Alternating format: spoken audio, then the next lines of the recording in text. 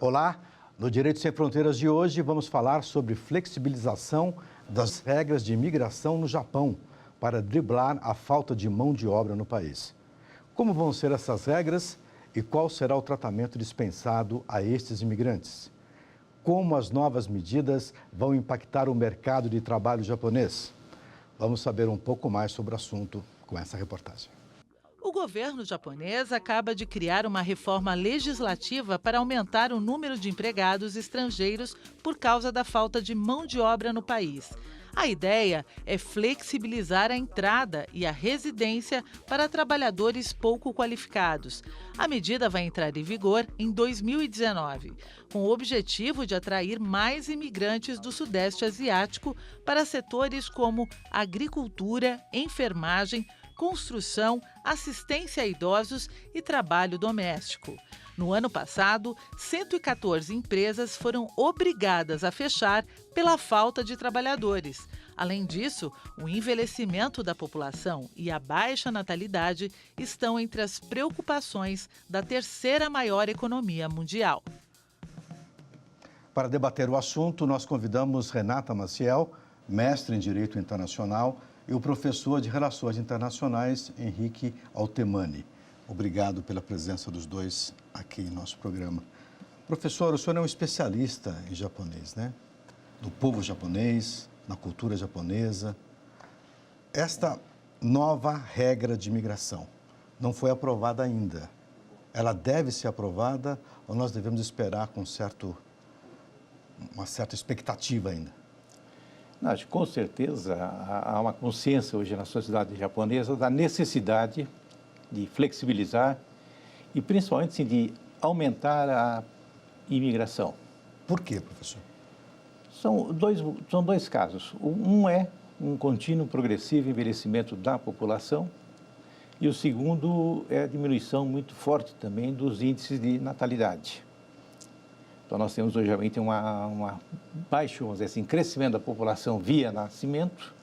E é negativo? Chega a ser negativo hoje? Chega. É? Está morrendo mais gente no Japão que nascendo. Sim. Isso é um problema para a geografia humana, até para quem está se aposentando, professor. Sim, sem dúvida. E eu acho que por isso mesmo que se considera que essa medida lançada pelo governo japonês, que hoje está sendo discutida, agora sendo discutida na Câmara, que se chama dieta, a dieta japonesa, né? É bem aceita, enquanto buscando, vamos dizer assim, uma medida para resolver esse problema, principalmente a médio, no momento, mas a médio e a longo prazo, né? De outro lado, há um grande problema, e aí sempre fica a dúvida assim, bom, o que é que vai sair dessa proposta, o que é que vai sair dessa legislação? Porque a questão da migração ainda é um tabu na sociedade japonesa.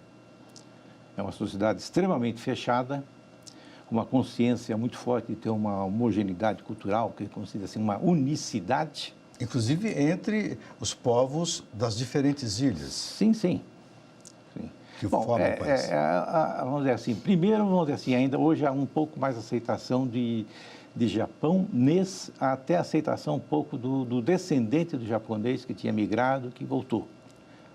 E eu estou pensando assim, há um pouco mais. Sim. Né? Eu acho que nós podemos até pensar assim, que hoje ainda existe uma discriminação na sociedade japonesa em relação aos descendentes, aos Nikkeis, da segunda, terceira geração, principalmente dos brasileiros, mas independente do país de origem, que estão trabalhando ali. Que a consciência, e que aqui vira um pouco piada até no Brasil, dizer assim, bom, aqui o descendente é japonês.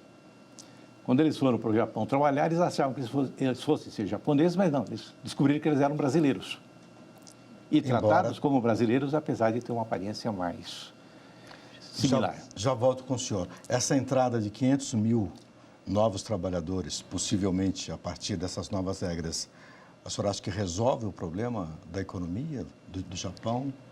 Eu acredito que é uma medida que é necessária de ser tomada, como o professor falou, só que eu acredito que o grande problema que temos é a preservação de direitos destes trabalhadores, que, como foi falado até na reportagem, a maior parte das atividades são atividades não especializadas, De baixa qualificação. de baixa qualificação e que muitas vezes acaba tendo um desvirtuamento. Há notícias de algumas situações de pessoas que trabalham 14 horas por dia, 7 dias por semana no primeiro ano. Que informação que nós temos, doutor, em relação à legislação trabalhista no país? Ela existe? Ela existe. Ela é usada, ela é praticada? Porém, assim como acontece, por exemplo, no Canadá, há um desrespeito, por assim dizer, aos direitos básicos dos trabalhadores imigrantes. Então, isso não é no Canadá também? Também.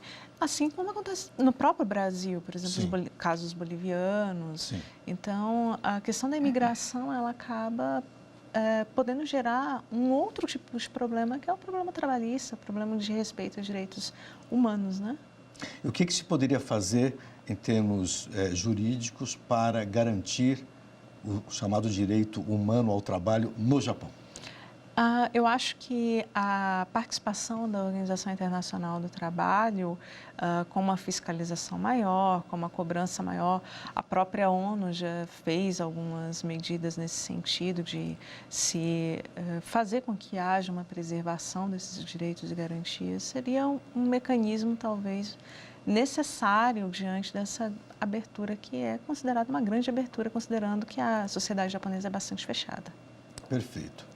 O Japão tem uma população pouco mais de 127 milhões de habitantes. Professor, eu pergunto, a maior parte dessa população já está acima de 60 anos, né? Olha, eu estou com um dado aqui na cabeça, que é exatamente na agricultura, hoje, 2018, né, a idade média do japonês que está trabalhando na agricultura é de 67 anos. A idade média? Média. 60% dos trabalhadores na a agricultura tem 65 anos ou mais. Então, acho que quando trabalhar.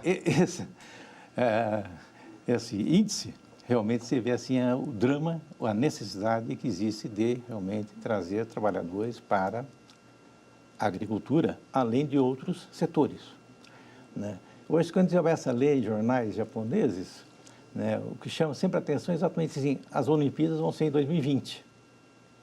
Né? E é uma necessidade imensa de mão de obra para trabalhar na construção. E não tem? Não tem. Quer dizer, tem, mas não tem o suficiente. Sim. Né? Então, acho que talvez um pouco essa pressa do Shinzo Abe, o primeiro-ministro japonês, em aprovar essa lei, a toque de caixa. Ela entraria em vigor em 2019. A ideia é exatamente entrar em vigor em abril de 2019. Também para ver ainda se corre um pouco mais para resolver as construções, resolver não só as construções, a mão de obra para bares, para restaurantes, para hotéis, né, que realmente não são aceitas, não são trabalhos que os japoneses em si não demandam. Né? Certo. Então, realmente tem uma urgência grande. Vou fazer um comparativo aqui populacional. Eu acabei de dizer que a população do Japão tem pouco mais de 127 milhões. A população da Rússia tem 144 milhões e meio. E a população da Coreia do Sul, 51 milhões e meio, mais ou menos. A população da China, 1 bilhão e 400 milhões, mais ou menos. A população dos Estados Unidos, 326 milhões. Muito bem. São números de geografia humana bastante significativos. China, Estados Unidos, sobretudo os dois, são candidatos à potência no século XXI, a China, né? Para o século 22. O Japão, com esta população de 127 milhões, não sofreria um impacto negativo para se manter como terceira economia do mundo, professor? Aí realmente é uma questão muito intrigante, né? Porque, vamos dizer assim, o Japão, estrito senso, ele tem e mantém a ambição não só de ser o terceiro, de ser uma potência. Que ele é. De poder participar mais das decisões internacionais. Aí sim, ele não participa. É uma potência econômica, mas não é uma potência militar e muito menos é um agente político com influência no mundo, na política internacional. Está voltando a ser uma potência militar, né? Está voltando. Bom, Eu preferia dizer, ele é uma potência militar Ok. não reconhecida. Não revelada também, É tá um certo. é uma potência militar que, na verdade, ele tem hoje toda a capacidade de, no instalar de dedos, claro que demora um pouco para instalar esse dedo, mas ele tem a bomba atômica, né? Ele tem exatamente uma capacidade aeronáutica, espacial, tremendamente avançada, já desde a década de 90. E uma marinha Né? também. E ele tem, vamos dizer, contingentes, armas extremamente modernas, que levam eufemisticamente o nome de forças de autodefesa. Sim. Mas que são forças que hoje, inclusive, já atuam externamente, né? Então, nós temos exatamente alguns dizem assim, uma contradição que a Constituição proíbe, mas o Estado tem. Não, acho que para o Japão é muito bom que a Constituição proíba, e eles não querem retirar realmente esse artigo 9º que faz essa proibição de ter forças ofensivas, porque com toda a capacidade militar eles podem afirmar, não, mas nós somos pacifistas. O que nós temos é de autodefesa, não é para atacar. Doutora, qual é a sua opinião sobre isso? Essa questão populacional, do ponto de vista da geografia humana, do uso das pessoas como ferramentas, como instrumentos de defesa de uma nação. A baixa população do Japão e a ameaça dessa baixa ser mais acentuada nos próximos 40 anos, isso pode dificultar essa segurança? Talvez possa dificultar, sim. E também vai influenciar diretamente nesse apelo que o professor colocou, de que o Japão tenha uma interferência maior, por exemplo, numa ONU, já que ele não tem a participação, por exemplo, num Conselho de Segurança. Então, a baixa na população pode gerar uma queda no crescimento econômico, e sim, o crescimento econômico acaba também influindo aí na queda do poder político internacional. O Japão vem sofrendo críticas de algumas entidades internacionais pela ausência de políticas públicas e sociais que possam beneficiar os imigrantes que estão ali trabalhando. Como é que a senhora vê essa situação? É algo que é o maior problema dessa política nova de imigração, porque a ausência dessas políticas públicas e políticas sociais, ela pode gerar justamente aquilo que falávamos, que é a violação de direitos trabalhistas. Esta violação pode ser agravada por aquilo que o professor disse inicialmente em relação ao preconceito mesmo ao estrangeiro. Além do preconceito, você tem aí a utilização dessa mão de obra em jornadas exaustivas, sem garantias mínimas, um tratamento diferenciado entre o trabalhador nacional e o trabalhador imigrante. Seguro-saúde, por exemplo. Ficar doente em Tóquio, o cara deve ter que gastar alguns milhares de dólares para tomar uma aspirina, de repente, né? Sim. Não é barato lá. Custo de vida altíssimo, né, professor? Sim, sem dúvida. Como que o senhor identifica, como que o senhor vislumbra a possibilidade de este contingente de 500 mil novos trabalhadores terem um pouco mais de conforto na sociedade japonesa? Como especialista, como é que o senhor analisa essa possibilidade? Eu queria dizer assim, não dá para analisar. Não dá para analisar? Não dá para analisar. Primeiro que a proposta que foi encaminhada à dieta para ser discutida, ela peca por extrema falta de clareza. E, principalmente, você tem dois níveis, vamos dizer assim, de vistos que vão ser concedidos, né? E um primeiro visto é exatamente para um trabalhador que tem que vir sozinho, não pode trazer família, não pode trazer ninguém. Eu vou parar o senhor aqui agora, vou para um rápido intervalo e a gente volta com esse tema. São dois vistos. São dois vistos. Voltamos daqui a pouquinho, não vai embora.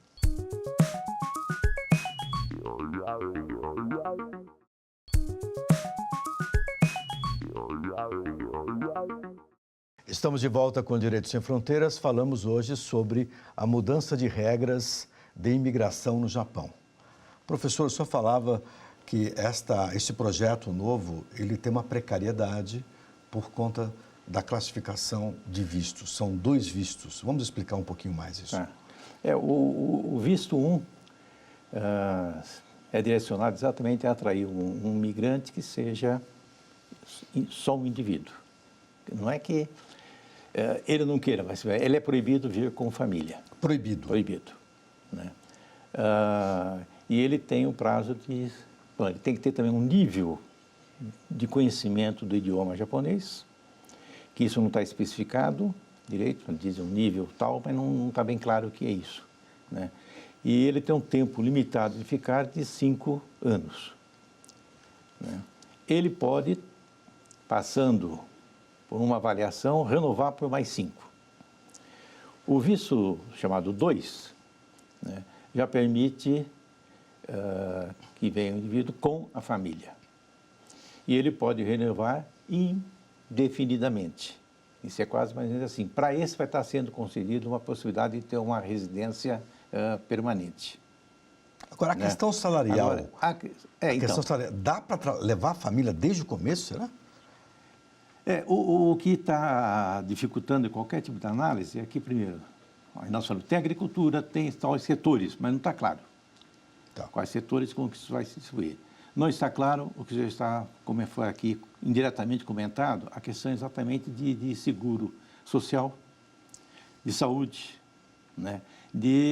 Esse que tem o visto 1, que ele veio sozinho, mas a família ficou no exterior, se fica doente, se o salário dele vai pagar, como é que fica? Ou quem ficou no país que se vire, né?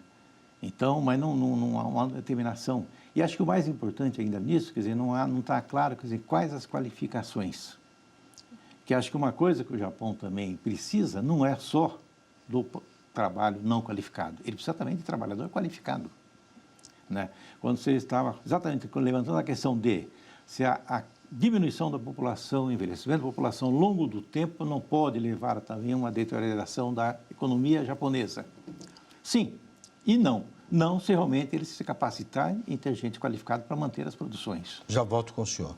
Doutora, quer acrescentar alguma coisa sobre isso? Do ponto de vista jurídico, o que seria possível nós montarmos para que essas pessoas tivessem um pouco mais de segurança nesse processo migratório? Dentro do direito internacional, a gente tem parte da premissa de que todos os estados estão no mesmo patamar. Então, não há como nenhum estado impor ao Japão, nessa nossa situação, que faça ou deixe de fazer algo. Na verdade, deve-se ter um acordo entre eles.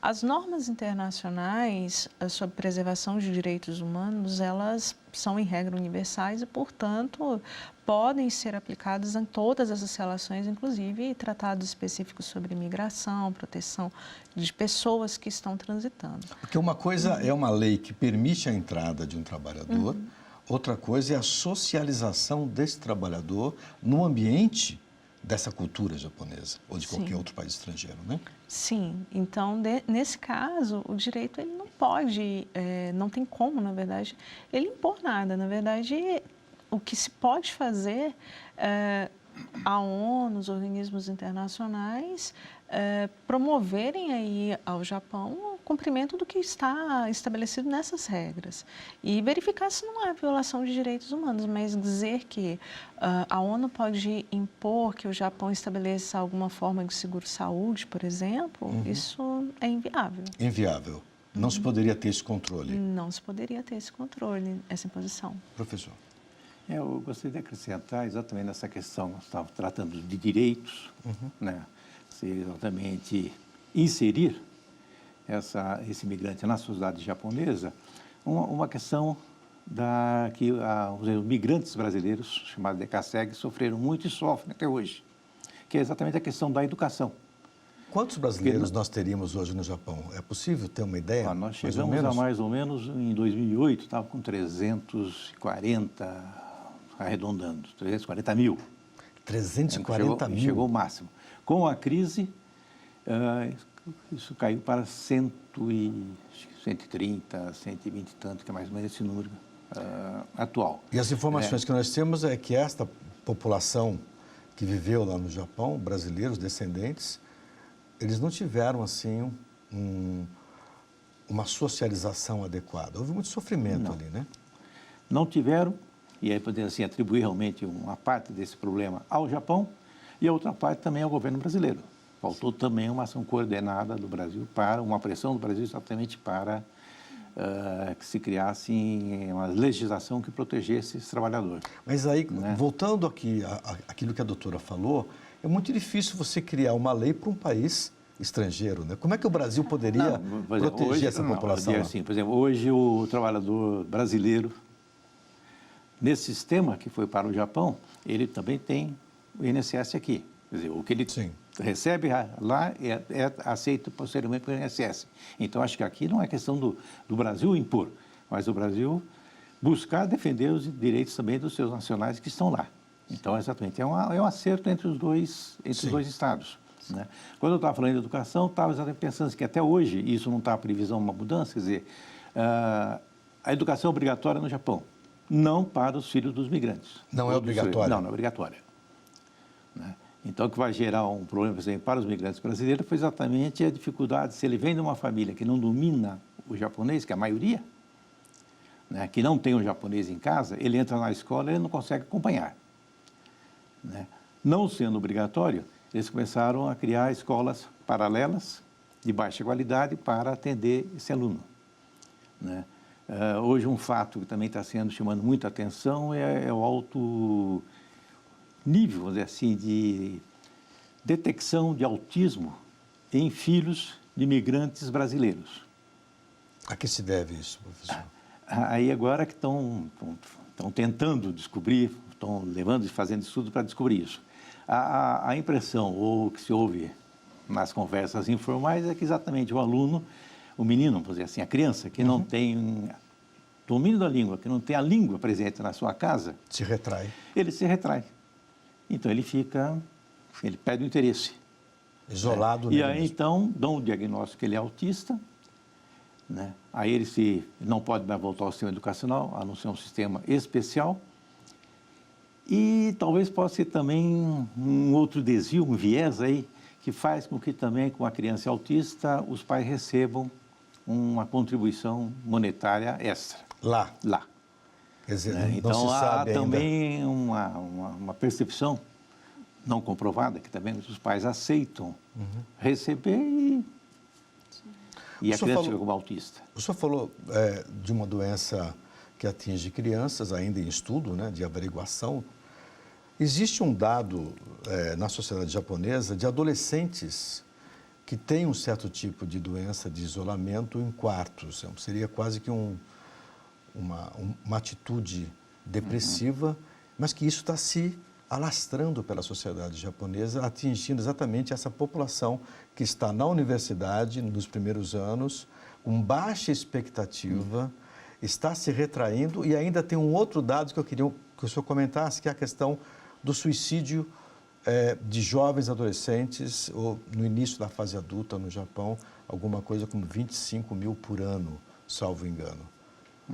Como é que o senhor analisa isso? Depois eu passo aqui para a professora para ver o que a gente pode... Essa questão, acho que do suicídio de jovens, aí podemos pensar assim, é Japão, é China, é Coreia. Coreia do Sul, principalmente, sobretudo. nós temos aí uma filosofia confuciana presente, que realmente é a filosofia política desses países.